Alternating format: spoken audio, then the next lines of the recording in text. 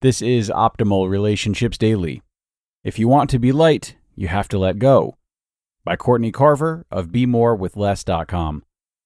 Hello, everybody, and welcome once again to Optimal Relationships Daily.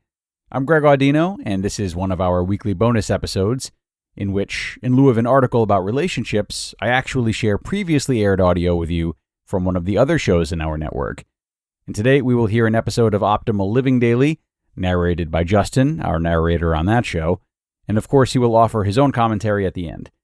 So sit back and relax as we get into the post now and optimize your life. If you want to feel light, you have to let go. By Courtney Carver of BeMoreWithLess.com. Maybe it's time to let go. Things build up. They get heavy.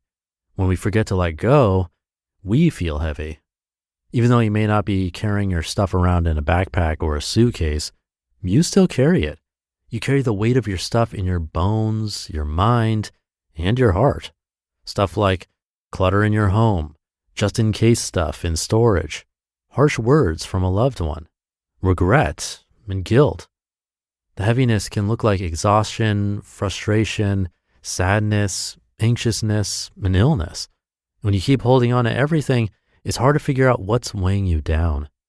We each carry our own heavy things like worry, fear, pain, and bad habits, but we all share the burden. It's not just you who suffers from the weight you carry through the world. It impacts your work, relationships, health, and everyone around you. Even though letting go can feel scary and uncertain, it also feels light. You can feel the lightness immediately, and other people will recognize it too. They will sense that there's something different about you. It's hard to ignore when someone feels light. 7 ways to let go and feel light. Number 1, when you let go of physical objects, your home feels light. Start with the easy stuff like duplicates, things you don't use or enjoy, and the stuff that has no purpose in your life or your home. Box it up, set it aside, and notice the light in your home. Number 2, when you let go of what you don't like about yourself, your body feels light. Maybe you don't like your weight, your wrinkles, or something else about your body. Our negative self-talk around appearance is heavy. Look in the mirror and smile. Throw your scale away. Really see yourself in the body that has been through so much with you. Notice something you love about yourself and refuse to compare or measure it. Let it go and feel the light in your body. Number 3, when you let go of anger or resentment from the past, your heart feels light. Letting go doesn't require fixing things or setting the record straight. You can just decide that you are going to stop punishing yourself. If you need a ceremony, write it down and burn or tear it up. Forgive yourself.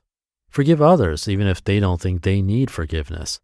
Say goodbye to the hurt you cannot resolve and notice the light in your heart. Number 4, when you let go of fear of the future, your soul feels light.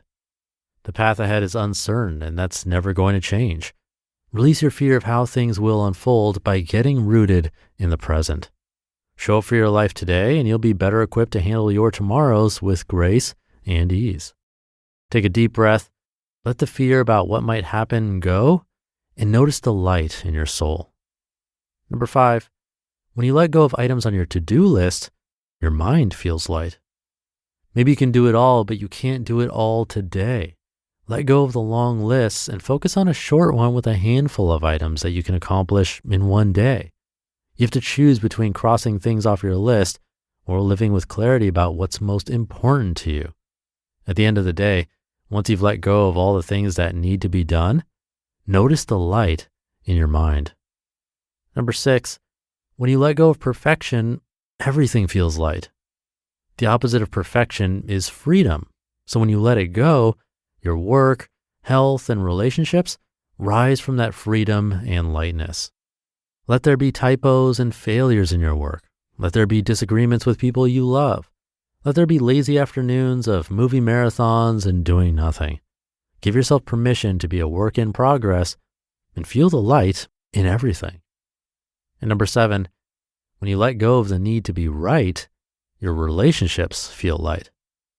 When did being right and fixing people replace true love in your relationship? Let go of being right and focus on what makes you smile. Give your friend or lover or partner a big hug. Remember what you love about the two of you together and notice the light in your relationship. When letting it go, start with one thing.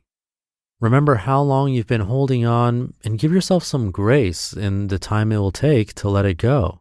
You didn't hold on with the intention of suffering, but you can let go with the intention of feeling happy, free, and light. When you're overwhelmed, tired, or stressed, the solution is almost always less. Get rid of something, lots of some things. Let it go. If you want to feel light, you have to let go. You just listened to the post titled, If You Want to Feel Light, You Have to Let Go by Courtney Carver of BeMoreWithLess.com.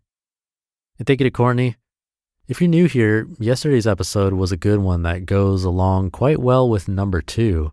That was where she said, when you let go of what you don't like about yourself, your body feels light. Eric Teplitz in yesterday's episode talked about something called hindsight and how it's difficult to be compassionate towards ourselves in the moment when it's quite easy after the fact, like years later, if you were reading an old journal entry. So definitely check out yesterday's episode if you want to hear more about that. Something else we talk about pretty frequently on this show is productivity in general. To-do lists, goals, getting things done, bullet journals. Those are good things, but Courtney brings up a great point. That stuff is really stuff, and it clutters our brains.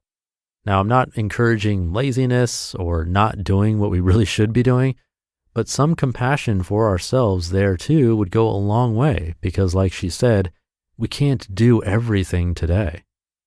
And one last thing I'll mention, perfectionism has been an ongoing thing for me to deal with personally, and I've definitely come a long way with that. I used to edit out every tiny mouth noise in this podcast for the first few hundred episodes. Once Optimal Finance Daily and Optimal Health Daily started, it became more difficult to put that kind of attention towards the tiniest of details. And now we're making something like 17 episodes a day.